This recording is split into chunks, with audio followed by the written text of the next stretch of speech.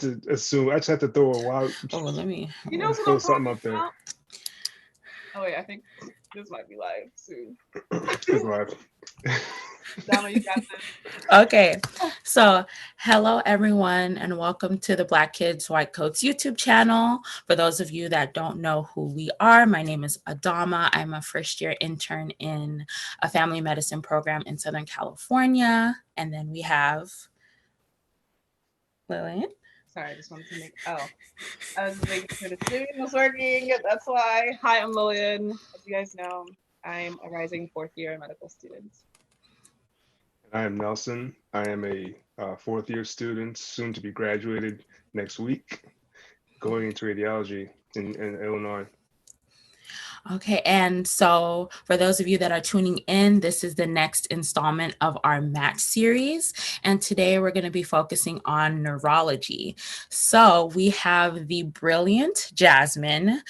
She is an MD and PhD.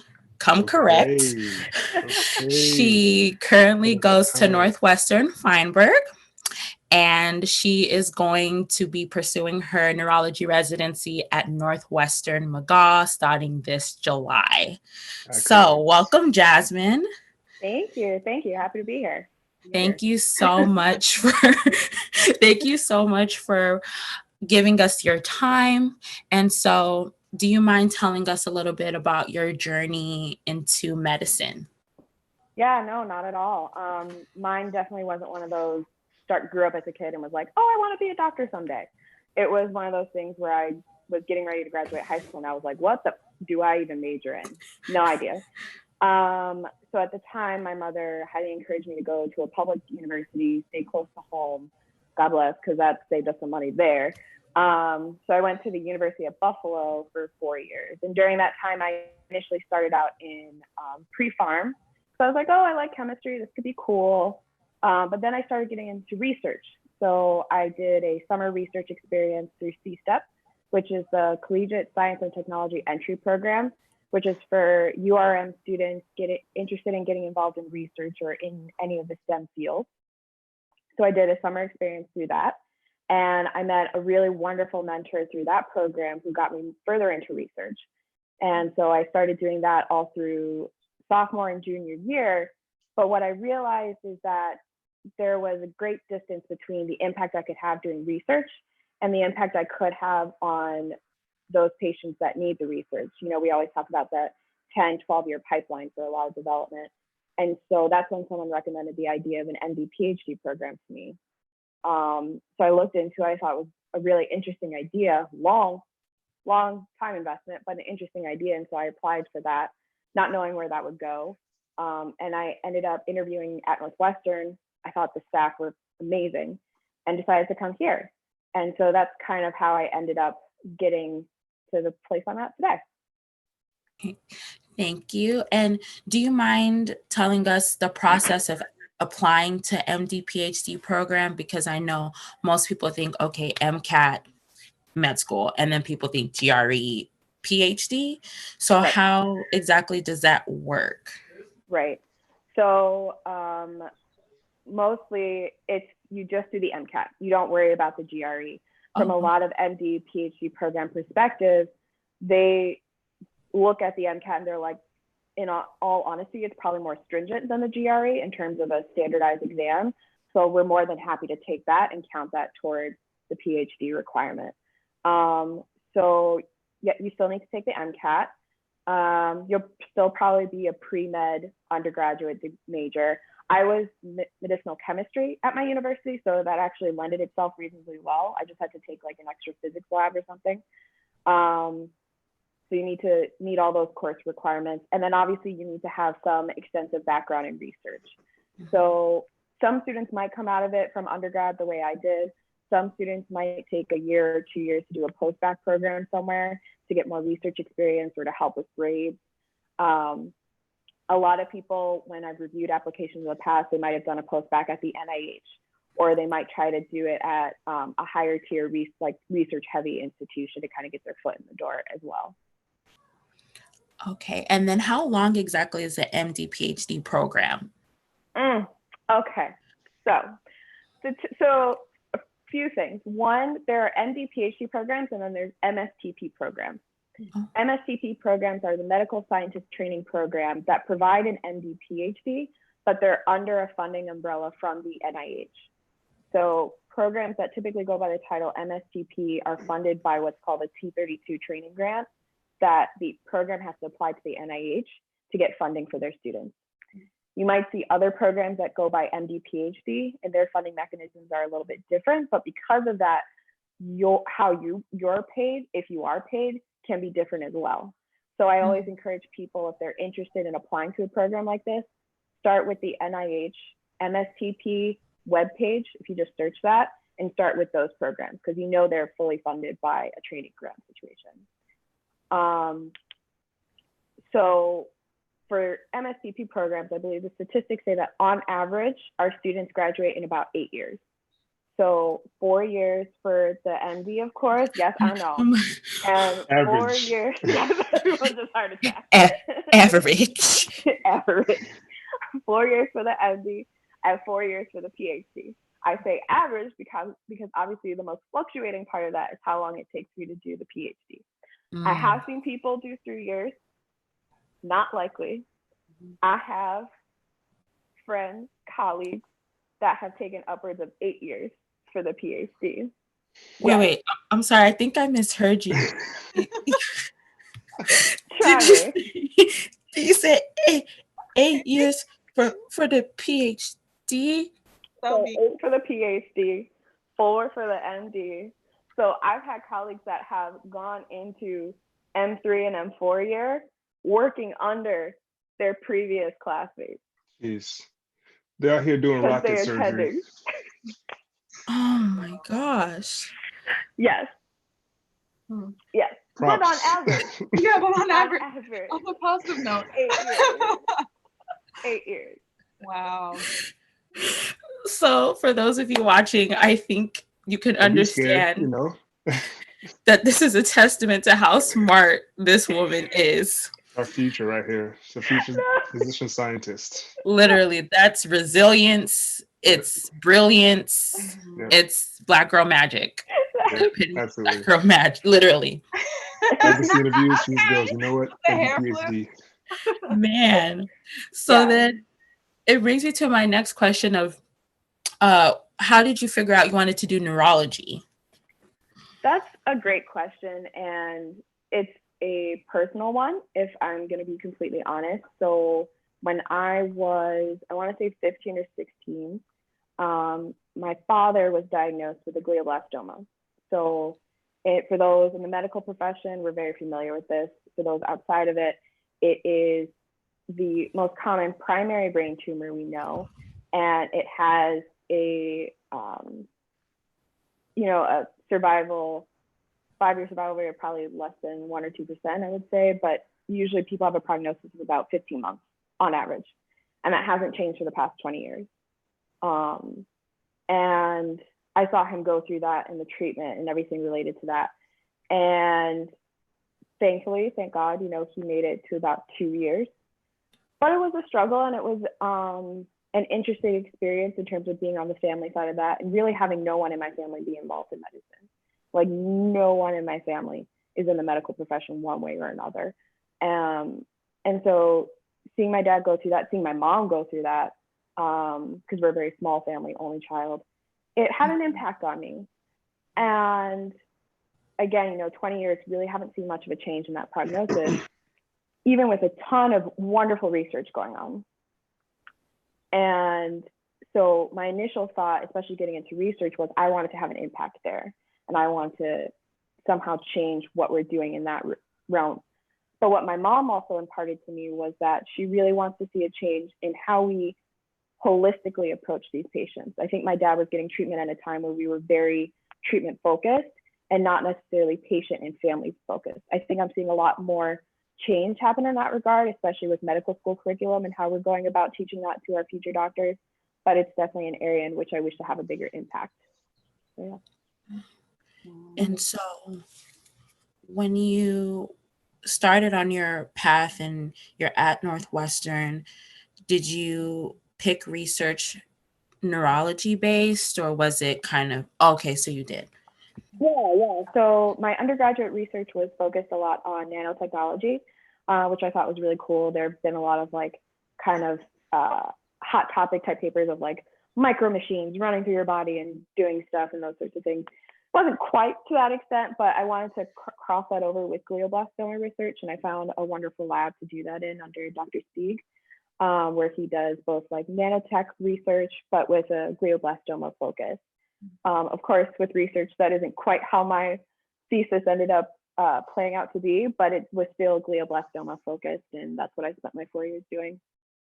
Got it. And so how did you go about, I know you're talking about the PI that you were working with doing your research. How did you go about finding other mentors, if you had other mentors, and do you have any advice for people that are trying to reach out and find people in the field that they're interested in? Totally. I think when it comes to mentorship, you can have mentors in so many different ways. And in my opinion, I don't think you can have too many.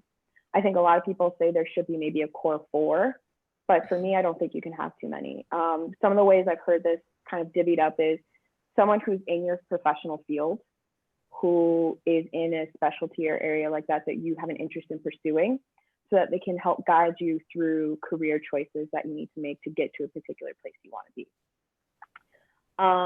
You then probably want to have someone completely outside of your field, maybe like tangential to it, but someone who can have an outsider's perspective on your work and on your overall kind of life goals, if you would say, so that they can, if you're having like career challenges or difficulty making a decision, you can have that one person being like, well, to get where I am or to get to this place, this is where I've seen what I've seen people do. And that other person can be like, okay, but for you in your life situation, or, you know, just from my whole experience in general, you know, that could be a good choice, but there might be these other options that other person might not be aware of. Being in research, obviously having a research mentor that's familiar with your work, that can help you if you are trying to apply for a research grant, or how to write up a paper, a manuscript, and those sorts of things. And then it could possibly be one of those people, but it could also be someone separate, someone who is critical, but not hypercritical, but someone who's going to be like, is this really what's going to push you to the next level? Are you doing everything you can do right now to advance yourself or improve yourself in the moment? Or there's someone you send things to and they're like, this is great, this isn't. Because some of these other people might just want to be encouragers, and having encouragers is great, but sometimes you do really need to someone to be like, nah. But obviously in a compassionate sense. Yeah. No. Actually, can I ask a question about, so I know like as in medical school, I mean, we can do research. So why like the PhD versus like just doing research in medical school? Right. So one is just like the time, and depending on like what type of research you're interested in, you can take a year. Most people I see in medical school that take a year to do research is typically clinical focused. And the few people that do basic science research, it's very hard, I think, to do a substantive amount of work of basic science research in 1 year. So I had a lot of interest in doing a basic science research type project. So that's kind of one thing. Two, I think it's good if you want more exposure to grant writing and manuscript preparation. You get some with the 1 year, but you might not necessarily be able to be there for the whole revision process for, again, more basic science research. Clinical papers, it might not be as extensive, but like redoing a manuscript after submission could take up to a year in and of itself for a basic science paper. So I think it's just based on what type of exposures you want. If you know you're more clinically research focused or then doing research through medical school and taking that year, there's probably enough time there. If you're very interested in basic science research and you want to explore that part, I would definitely recommend doing a PhD, because in all honesty, you know, finding the right lab takes time. Learning the techniques in a lab takes time. Like both of those in and of itself can take upwards of a year, year and a half. And then getting experiments to even work can take another 6 months to a year. And then finally collecting data, putting it together in a manuscript, all that type of stuff obviously takes additional time. So, Go ahead. Go ahead. So kind of piggybacking off of that, you mentioned, there are obviously a few challenges you face as an MD PhD student, but can you expound a bit more on the specific challenges that you faced, versus your MD peers or just your PhD only peers? So one challenge is definitely a very personal one, in that you start off this, amazing adventure with a class, and you grow together for those first 2 years. And then you kind of have to leave that, which is a little bit sad. So for the class that I started with, I went to their match day, I went to their graduation, and I was like really, really happy for them. But it was also sad because I didn't get to necessarily like muck my way through the trenches of third year and fourth year together, which can also be very bond forming. And then when you rejoin, you have to like reintroduce yourself to a whole new class, and you've missed those first 2 years, and you do kind of like get that trench mucking experience with them, but it's not quite the same. You don't have the same foundation there. So kind of the piecemealing of relationships is a little bit difficult. Thankfully, I've maintained relationships with my starting class, and I was able to make some good friends in my new class, but it's just different, and it takes a little bit more time and energy. The other thing that's difficult is coming back from a PhD. You're like, how do I study again? Like, what is this intense book studying thing y'all do again? Yeah. I came back and I was like, what is sketchy? This did not exist before. Oh man. I came back and I was like, you didn't have sketchy? 8 years ago. What?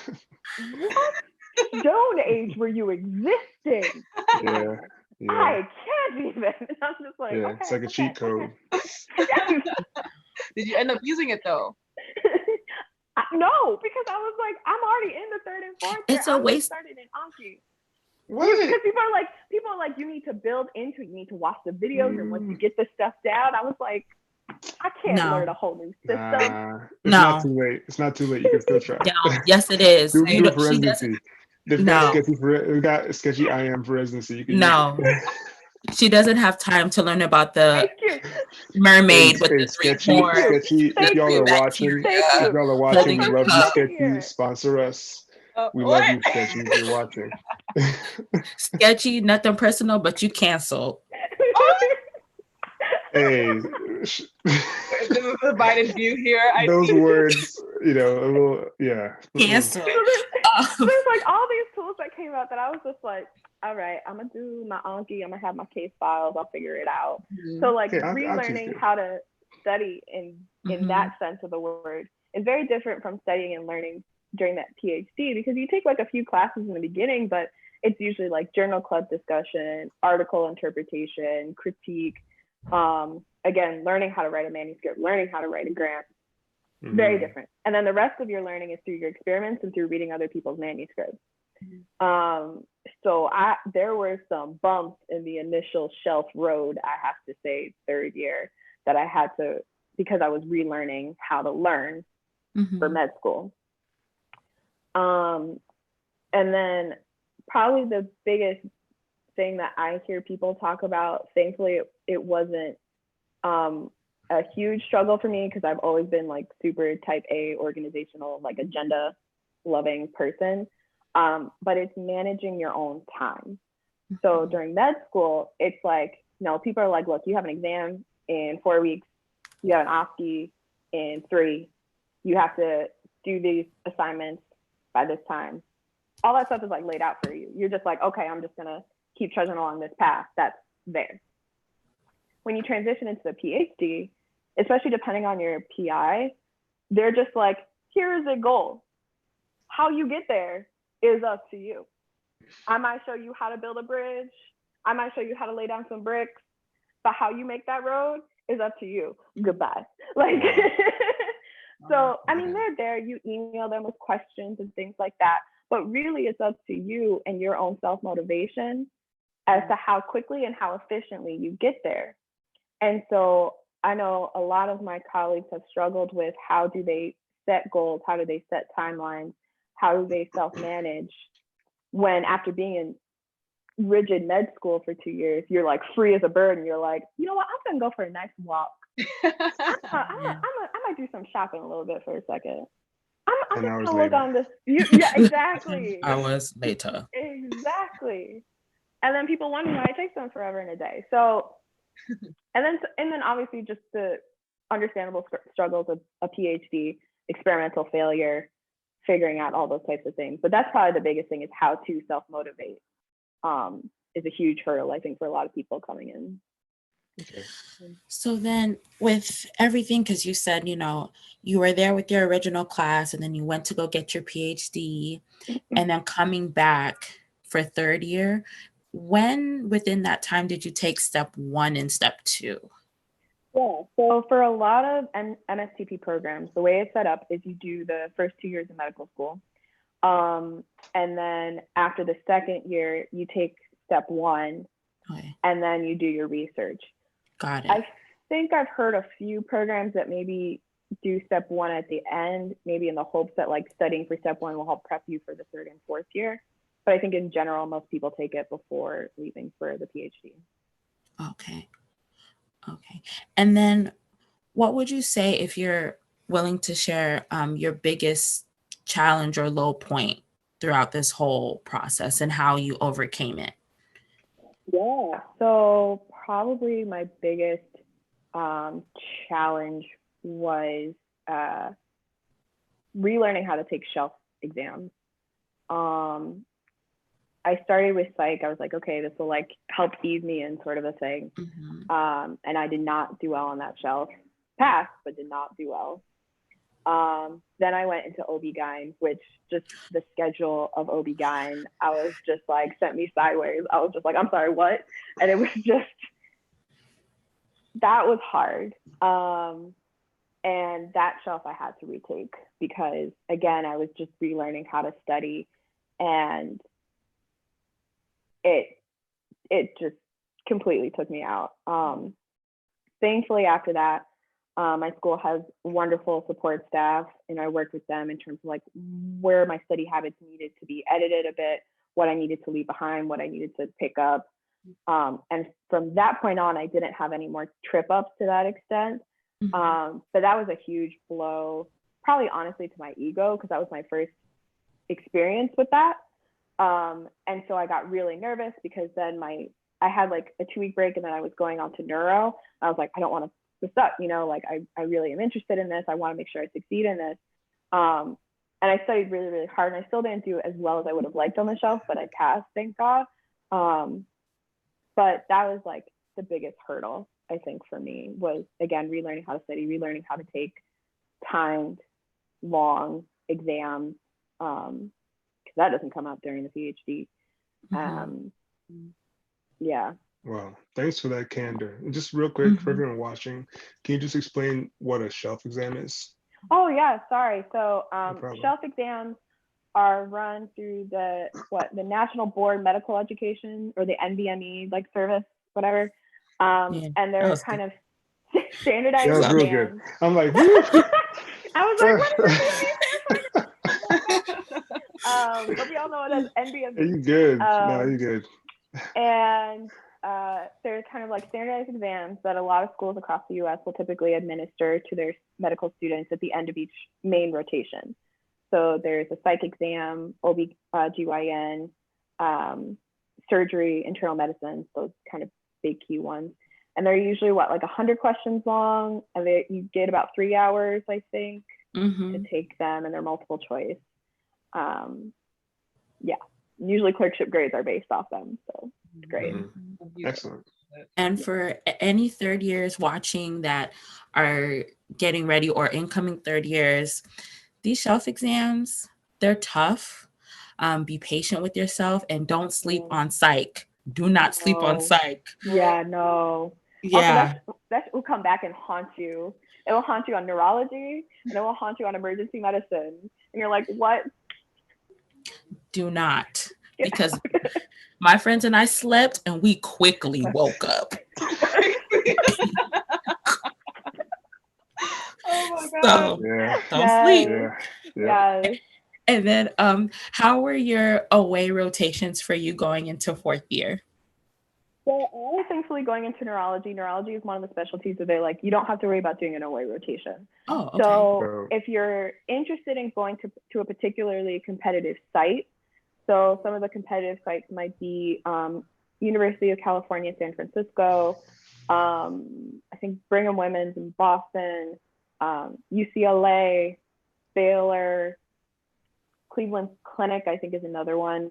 If you're interested in those like big name schools, and you don't go to that school, I might recommend doing a away rotation if you plan on applying to that school. So the idea for neurology is that if you plan to apply to a competitive residency and you don't have any connections there, do an away. If that's not a priority for you, don't worry about it, because aways can be a double-edged sword in that you could get your foot in the door someplace, but you could also be setting yourself up for failure because you need to learn a new hospital system, you need to learn a new EMR possibly, and that can put you a few steps behind the other colleagues that are there in terms of the overall grading. So I preference not doing one personally. True. Okay. And real quick, EMR. So I'm the abbreviation police. I just let everyone know. So EMR is like an electrical medical record. Is basically, back in the old days, you used to use paper to write down everyone's medical records, but now it's all computerized. So that's what EMR is. Sorry about that. Ooh, I did have a question about the general MD PhD. Can you talk about the financial aspects of it? Because I know you mentioned funding and all that, but what does that mean? It's beautiful. Okay, real talk. So, so this is where I say if you're interested in MD PhD, start with the NIH MSTP like search first and start with their webpage, because what that should mean is medical school tuition is covered. Ooh. Insurance Ooh, okay, should be you got covered. my attention. That 12 years is starting to look good. You said 12 years. It's only like what, 6 months plus 6 months plus just a couple of 6 months in a row. That's all it is. You get a stipend. Nice. You get paid. Typically, the only time you have to put out any cash is if maybe there's like a student activity fee. That is the only bill I've seen. That's a couple hundred, right? That's all that is. It pays for my venture pass, my transit pass. Yeah, no. Wow. Look at that. Is that how it is commonly though? Like NIH funded MSTP programs, that's how it should be. Okay. Everything should be covered, and you should be able to leave medical school with no debt. Okay. Now, Some programs that might not be NIH funded and go by the title of MD PhD, those programs you have to watch out for because they say MD PhD, but you might still have to pay for the med school portion. And what I will say is I believe across the board for PhDs, that should always be fully funded because those are also training grants. Master's programs are not. So I say this with a grain of salt because I feel like I hear some people think I need to go for a master's before I go for a PhD. That is not true at all. I do not have a master's in anything. So you can do a post-bac, which post-bacs are usually paid for, and then go into a PhD instead of necessarily taking on the debt of a master's, thinking that's the only way to get there. So I will say that. So in general, PhD should always be funded. So for MD PhD programs that are not NIH funded, the PhD program should always have money for you. But in terms of the MD portion, some of those programs might still require you to pay tuition. Some programs have figured out other funding sources to still get that covered. But that's why, in my opinion, I think NIH funded MD PhD programs or MSTP programs are a safer bet to apply to first. That's so helpful. There's a good list of them on there. Because I thought they were the same thing. So that's that's actually really helpful to know. Yeah. So it's like it's 8 years, and people are like, oh, but you're losing investment time in a sense, like you're not going into a job quicker. But because I have no debt, any money that I make starting in residency, I can initially put into an investment. So 401k that, Roth IRA that. Hey, you dropping knowledge. Okay. Yes. Shout out Dave Ramsey. You need to build black wealth. That's what that's about. You need to split up your investments. Absolutely. Don't be crazy. I don't want to see people going out here getting some Teslas, getting some BMWs because they think they need that to flex. Yeah. No, if I get anything, I'm gonna get me a little Honda Civic that I know is gonna run for 400,000 miles and require very little upkeep. Oil change. That's it. I think that's another conversation. Yeah, we'll probably have to drop another video, hint, on the Yeah, financial. no, she's getting passionate. Business We'll literate. invite you back for that because that's a passion I can see. Business literacy. We're here. I can't be having us building up any more debt in this family. I agree. Amen. I agree. So, speaking of, the dinero, obviously applying for residency interviews and, that whole application process can be pretty expensive. Do you have any advice for people who are trying to fund that process? Yes. Again, I'm in a very blessed situation with my program. They actually gave us $3,500 in our pocket to help pay for interviews and things like that. So if we could get a free hotel from the interview, great. So some of the places I interviewed at gave a night free hotel. Oh, wow. If I could drive there, would try to do that and bring my husband too, because obviously this is a joint discussion, right? It is important for my future, but wherever we go, he has to live, right? So getting a car typically for rent was a lot cheaper than flying because we were typically applying nearby.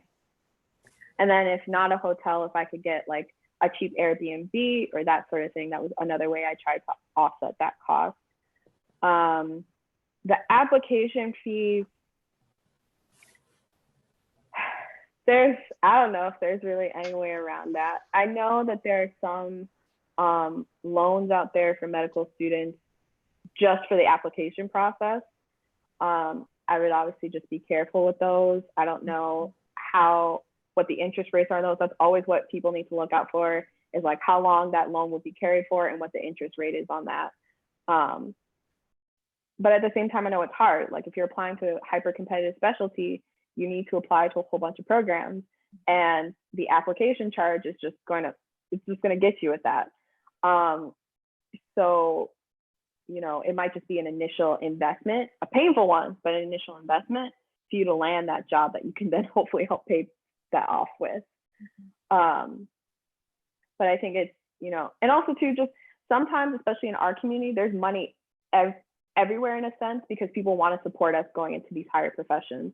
And so looking for that, either looking at your home institution, if you have a financial officer you can talk to, if you have like a diversity office. So at Northwestern, we have an office of diversity inclusion that is staffed by wonderful people, talking with them to help fund you in that regard. I always encourage people to do. So that would probably be my mechanisms. But again, I was very thankful that my office helped pay for some of that. Nice. And kind of piggybacking off of that, and someone asked in the comments, what's in a way rotation? And during your third year in medicine, in med school, you do what they call clinical rotations. You're in the hospital, you're in the clinic. And depending on what you want to go into, you can actually apply to do a rotation at a different hospital. It could be across the country, it could be in a different country, it could be, same hospital as you're at. But these are essentially rotations you're doing somewhere else. And it could be, a month long, 2 weeks long, but you're essentially auditioning or interviewing the whole time. Everyone's watching you, you gotta be careful. And kind of like Jasmine said, for underrepresented minorities, money is kind of thrown at us sometimes. So a lot of these rotations pay for the travel and for the housing of this rotation. So just kind of want to throw that in there. Yeah, and speaking of the comments, there were some questions, if it's okay that I kind of pose them to you. This one is this is from Stephanie, who says, what advice would you give to someone who is a certified procrastinator? And I think to follow up with that question, do you feel like you were able to, I know you talked about time management before, but do you feel like you were able to, reach that goal of like, that work-life balance in both the medical portion as well as the PhD portion? And how do you plan to go forth with that? Yeah, so for someone who is a chronic procrastinator, right now, if I'm completely honest, you need to break that. you need to break that. If you plan to go to medical school, depending on where you're at in this stage, you plan to go to medical school, if you plan to go into residency, if you plan to be successful and have that work-life balance, you need to break that. The reason why I say is I feel like I have friends that are chronic procrastinators, and I feel like it always comes back and bites them in the butt. Be it that they missed a deadline or they forgot to fill out some paperwork or all this sort of stuff. Like even just now, preparing for residency, they're on us about like, no, we need you to fill out this corporate health paperwork. We need you to fill out this licensing application. We need you to da, da, da, da, da. And they're like, if you don't do this, we cannot pay you. And so it's like, do you really want to start that first day off on the wrong foot with the people running your program because you didn't fill out stuff on time, and two, not getting paid? I need to get paid. So really, I know it's hard. I know it's a lot to ask, but whatever you can do to break that, I think is very, very important. What I will say is mechanisms that I've done to do that. Like I said, I love my calendar. If it is not in my calendar, it does not happen. I've been known to miss stuff because I forgot to put in my calendar. Mm-hmm. And so if I get something, and also too, my friend asked an attending one time too, how does he always stay on top of this stuff? He's like, when I open an email, if I don't answer it right then, I mark it as unread. So I make sure that it stays aware to me. So for me, I try to be the same way. If I open an email, if I don't answer it, I mark it unread. If I do and there's a date in it, I make sure I immediately put it into my calendar, and that calendar is on my phone, and then my phone can tell me, hey, girl, you got this in an hour, and I'm like, right. Mm-hmm. So that's probably my biggest helper in terms of making sure I'm not procrastinating and making sure I'm staying on top of stuff and time. So that was the procrastinating part. I talked a bit too long for that. What was the other part? No, it's okay. Just a work-life balance in the MD PhD. Work-life balance. I think part of that kind of also goes again into staying organized. I am very thankful in that for almost 8 years now that I've been in school, I've been able to get on average 7 to 8 hours of sleep every night. Okay. That was through first, second year, grad school, M3, M4 year. I need to maintain this complexion because I need to be like, oh no, I'm 25 like the rest of y'all, or 26, I don't know. Blend in with the crowd. Okay? So no, but I know for me personally, if I'm to maintain my own sense of sanity, sleep needs to happen. So what that meant was I needed to take advantage of every little bit of time that I had as efficiently as possible. All of med school, all of grad school, I did not live right next to campus. I commuted.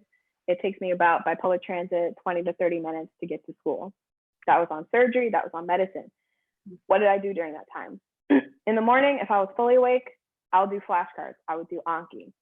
If I'm like a little bit tired, I would listen to a podcast. There are medicine podcasts, I swear, in almost every profession now on some topic. I would listen to something that was relevant.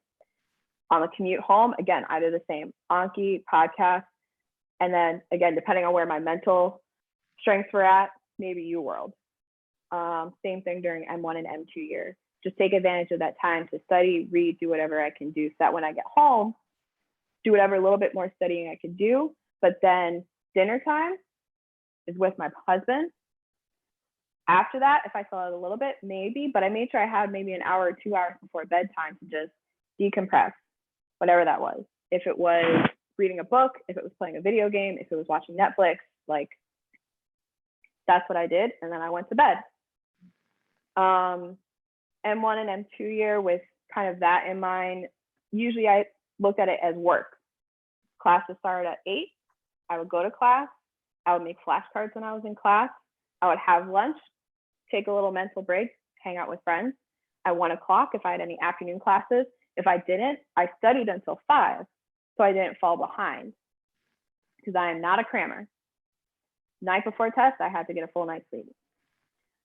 During grad school, same thing. During M3 and M4 year, even with the harder schedule, if that meant going to bed earlier, I went to bed earlier. Again, would study on the bus as needed, would study and be efficient. Maybe some days that meant instead of an hour break for dinner, 30-minute break, but because obviously you need to get that stuff in for the shelf, but still making sure I had that time. And then in terms of work-life balance, travel is very, very important to me. It's kind of how I recharge. So usually I was going on a trip about once a year, if not twice. If that was either going home, if that was either going to a different location. So within the past 8 years, I've been blessed enough to be able to go to, let's see, for our honeymoon, we did Europe. So we did like Rome, Florence, Venice. Paris, Barcelona, Madrid. Went to Montreal. We went to New Orleans. We went to, we had a friend's wedding in New York, so we made it a little bit of a longer trip. So we stayed in Brooklyn, then we went to the Catskills, and then we came back. And then my husband had a conference, so we just kind of turned that into another thing out in California. So we went to San Francisco first and then visited friends in LA. And then I did a few conferences during grad school, and through that I went to San Antonio one time and then Seattle another time. So that was kind of how I did all that. Yeah. And then I for the procrastinators in the crowd, I'm very terrible. I'm probably the worst. One thing that really works well for me is if I really, really, really don't want to do something, I'll tell myself 10 minutes. Just do it for 10 minutes. And you can do anything for 10 minutes, but I'll say, okay, Adama, for 10 minutes, I'm going to write this paper. Mm-hmm. And then you start working on it. And after 10 minutes, you can do whatever the heck you want. Mm-hmm. More often than not, what happens is when you hit that 10-minute mark, you tell yourself, well, I'm already here. Might as well do 10 more. And then you'll find yourself blinking your eyes and you're like 30 minutes, an hour in deep. And then you could take your break and then do it the next time. So for those really bad procrastinators out there, I'm with you. Try that trick and I hope it helps. That's smart. I'm gonna try that one. Try it because I'm the worst. Yeah, that's really good. The worst. And I think sometimes part of our mentality when it comes to when we push something off is it seems like such a huge task that you're getting ready to do. And my whole motto throughout this entire thing is just one step at a time. So if that step is 10 minutes, great. If that step is filling out one form, great. So whatever you can do to just like slowly chip away at it. But I think it's that huge pile of stuff that we're like, oh, but small steps. Yeah, I felt that when you're talking about those forms. I have those forms on my desk right now. All these residency forms is like, how many do you have? Yes, I feel like I put the same. Yes, name, birthday, social on all over again. Like I'm like, then there's online ones and printout ones, and my printer is not working. I'm like, bro, this is, and then this whole isolation thing. You gotta. Yeah, it's just a lot. It's a lot, but we got this. I'm gonna do 10 minutes at a time. Yeah, I bet you fill out that vacation request though. Yes, I did. Yes, I did. That email came in. I was like, yes. Yeah. There's other stuff, but this vacation. Yes. Yeah. Okay. We do have a few more questions related to undergrad on the chat. Finish up, but so there are two questions. Is clinical experience in undergrad important? If so, how would you go about getting it started? And then the second question is more related to the MD PhD. If the undergrad GPA is looking kind of rough, is there a way to still be a competitive MD PhD applicant? Yeah. Okay. All right. So the first question with regard, my mind's like, so the one is GPA and the first one was what? Clinical experience. Yeah, sorry. So that I know can sometimes be really challenging for some people, especially if they're one, first generation, two, like myself, where they have no one in medicine. Because I feel like a lot of people, they're like, oh, I shadowed my uncle. And I'm just like, I don't have an uncle. Like, I have my uncle that cooks, but I don't have an uncle. No. So, that can be very, very challenging. My way into that was just volunteering at a hospital, because I feel like a lot of hospitals need volunteers as it is. It might be harder right now in this current situation in terms of who they wish to take on, just because of risk, obviously. But, when things do calm down and hospitals are opening back up and needing volunteers, I think that's one good way to get involved in it. And you can put a lot of hours in it too, because a lot of times it's like taking stuff to patient rooms, transporting patients, or, helping them get through the hospital and those sorts of things. But at least it gets you talking to patients. It gets you learning how to interact with the hospital system. And then usually in your off time, you have time to study. So if you're kind of a stressed out undergrad that's interested in doing this, but worried about, their other responsibilities, that's what I did. I volunteered. I was able to do things involved in a hospital, but then on my downtime, I was able to study for my classes. The other thing too is that if your university or college has a pre-med office or some sort of administration, sometimes those people will have connections to either current med students or attending, and make connections that way to reach out to people to see, they're like, oh, we know this person, they're great, they would be willing to have you shadow, those sorts of things. And so sometimes it's just reaching out to those organizations that you might not typically think of, or again, like if there's a diversity office, they will sometimes have alumni that they keep in touch with that would be willing to have students shadow. It's just reaching out and networking and talking to those people. Network is so huge when it comes to being successful in this arena. I know as an undergrad, I was really nervous about talking to people and thinking I'm like wasting their time. But a lot of us, I feel like, I know I am happy to have people come and shadow and see what life as a med student is like and things like that. So more than happy, more than happy. And then also too, there are a lot of summer experiences for undergrads that are med school career focused. Mm-hmm. So I know at Northwestern, I believe we have one that I think is called CURE, which is aimed at undergrads providing a research experience, but with also clinical exposure. And usually there's a stipend, they're funded, there's ways to help you like get here, I think. So looking for those opportunities are well, summer research experiences or medical experiences is great.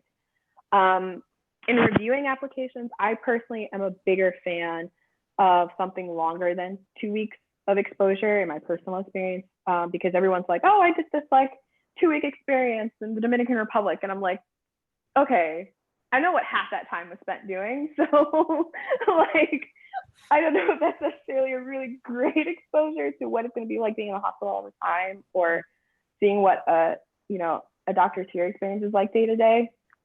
So I would much rather see more hours spread across a longer period of time versus like a very short exposure. So that was my take on that.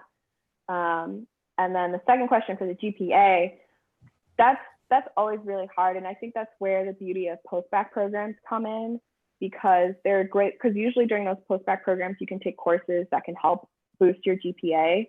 And then they provide you with more research experience that can also kind of hopefully offset that GPA. The other thing too is that if there's a reason for why that GPA is low, take the opportunity during your personal statement to explain that, to be honest about it. I've read personal statements from applicants before that, maybe it was the GPA at the beginning was hard because they were starting off coming from maybe a less rigorous high school, but they got into a wonderful university program that was a lot harder than they knew or were prepared for. And so it took them a while to kind of figure out how to work in that environment to get the help they need. And so in that situation, it's like, okay, your overall GPA is not great, but you showed improvement. You showed that you can adapt, which is what you need in medical school. If you had a dip in the middle, maybe something happened with family, or maybe something happened in your life that affected you mentally, which a lot of us go through. And we understand that, we're all human. But if you don't address it and I just see it, then I have no other explanation for it. The last thing is it might also depend on what it's in. If I see lower grades in introductory pre-med courses like biology, chemistry, that sort of thing, that's very different from seeing lower grades in, maybe you took a grad level class in, applied analytical chemistry or something like that, because you were trying to stress yourself. I don't know if that's something, but you know what I mean? Like, so it's very different between seeing your GPA being affected by grad level courses or higher tier courses versus introductory.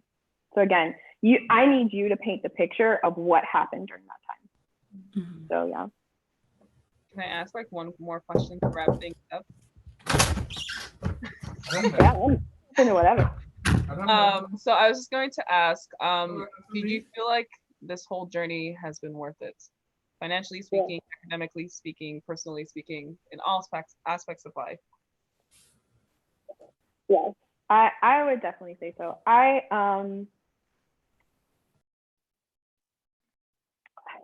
It introduced me to a whole slew of people that I probably wouldn't have met otherwise, both being in medicine and being in grad school. My PI was absolutely wonderful. He's been a great advocate for me too, and a great person I could talk to even after I left his lab. It was funny, I told him, I was like, hey, yeah, I'm Madison staying. He's like, great, you can come to tumor board meetings. We'll talk about stuff. And I'll be like, awesome, And I think it also taught me a lot of skills being in the PhD portion that I could bring into the MD portion. You know, I think a lot of people get nervous about maintaining clinical skills during the grad phase, which is obviously hard. But I think you learn a lot about teamwork, and I think you learn a lot about delegation and just how to communicate with people in a PhD that you can then bring into the MD. And I think, you know, going from second year to third year during the med school, it's really hard because you do go from, in a sense, a very individualistic standpoint where you're working on your grades and all that sort of thing, to then learning how to integrate as part of a team and how to engage with residents and how to engage with attendings and things like that. And I know that can be a huge hurdle for people. Some people shine and do brilliantly, but I know a lot of people that go from the PhD to the MD, that helps them in that regard because they know how to exist in a teamwork type environment. So that was one thing that I was very blessed with, and that even though my grades suffered coming back in, I at least had the people skills from the PhD to kind of help offset that a little bit. And I think will also help during residency. And for the MD, it's, you know, everyone trains really, really hard to develop those skills. And I at least had that to kind of boost me, where everyone else was doing really well academically. I was like, okay, I at least kind of have this, and it like offsets it a little bit. So even though, yeah, the studying part is hard, I'm very thankful for that part of it. And just, yeah, like I said, the people that I met along the way that I hope to maintain within my network. And then I have a question. If you could go back in time and tell like M1 year Jasmine or M2 Jasmine, or just someone that's in the trenches right now, if you could go back and tell them advice, what would it be? So at least for anyone in like the MD PhD phase of things, definitely think a little bit about how you're going to maintain clinical skills or exposure during the PhD. If it's going to a community clinic once a month, and maybe just doing 10 flashcards a day so you don't completely lose the knowledge. That's what I would tell that person. If it's MD, going from M1, M2 to M3 year, I think the biggest thing is to say that everyone's human. I think we all get really intimidated going into the clinics to be like, I'm a new person here. These people are like so far ahead of me, or like are going to be really intense. They're hypercritical. And yes, it's a change in terms of the grading scheme, but they're still humans too. And sometimes just being like, hey, do you want help with like typing up the discharge paperwork? Or hey, should I just go like check on this patient? Or, you know, do you guys just need water or something like that? Just to like, because sometimes morale can be boosted by like the smallest thing. I think that can go very far. And I think it will definitely go very far in these next coming months and few years when we have some super hyper stressed out residents that might just need a little bit more support than we initially think. Yeah. Any last questions? There Thank is you a so question. much. Oh, go ahead. Sorry, there's a question on the chat. I'm not sure. He said his son just got into the BSMD program, but he heard there's a 30% don't graduate, like 30% of them don't graduate. I'm not really sure of like what exactly the question is here, but I just want to put that out there. I don't know if you know anything about the bachelor joint degree with the MD. Oh, so I know at least at Northwestern, we do have a thing where high school students can apply and get a slot both at the undergraduate and the MD school. Mm-hmm. And it's shortened too. So then they do 3 years of undergrad and then they go into the MD school. I don't know about percentage that don't complete it. I really don't. I've had some friends that have gone through it and have done really, really well going along that pathway. Part of it might be too, you know, at high school, some people, again, no, like I wasn't one of those people that knew I wanted to go into medical school. Some people that might get into these programs know, and they do really, really well, and that's beautiful. And some people might think it's the way that they need to go, and maybe it's not. I don't know. I'm not the person to judge, but that might be where that 30% is affected by, is those people that know and do really well, but then the 70%, or if it was 30% that failed, 70% know and 30% are just like, this is what I thought I needed to do. And maybe they found something else during undergrad that spoke to them more. But I can't really comment too much for that. Yeah, no, I hear that. Okay. Mm-hmm. I think that's it. Real quick, just kind of for our own purposes as a channel, I want to ask everyone who is watching and commenting, please comment and let us know how you found us and how you found out about this video. That's just a little favor we're asking. Really appreciate that. Yeah. If it's someone that told you, Instagram or the YouTube, let us know. Facebook, whatever, just let us know. Yeah. And then we'll leave Jasmine's information down below, if it's okay, if people want to reach out and ask you specific questions. But thank you so much for your time on this Saturday morning. I know we're all supposed to be social distancing. Yeah. And quarantining.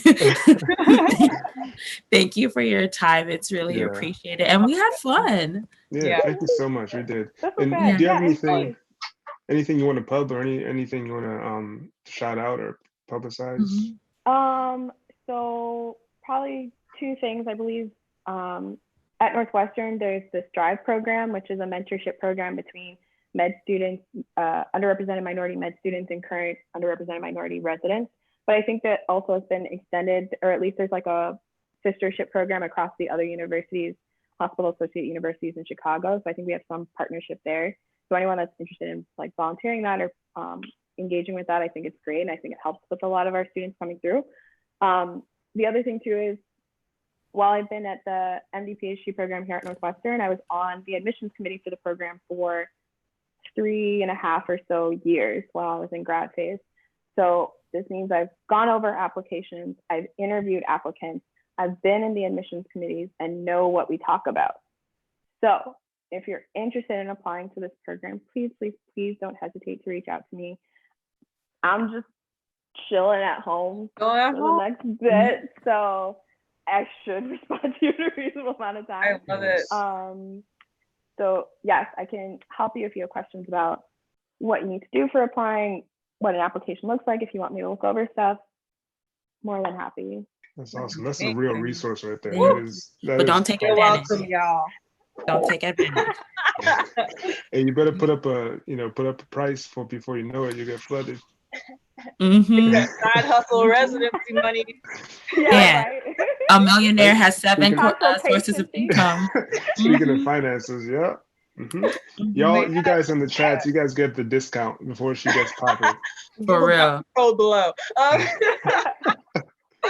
All right, we're gonna be coming off. So thank you guys so much, and have a blessed and stay safe. Have a blessed day. Stay safe and healthy. Like, comment, subscribe, all that. Wash your hands. Wash your hands. All right, thank you guys. Bye. Thank you.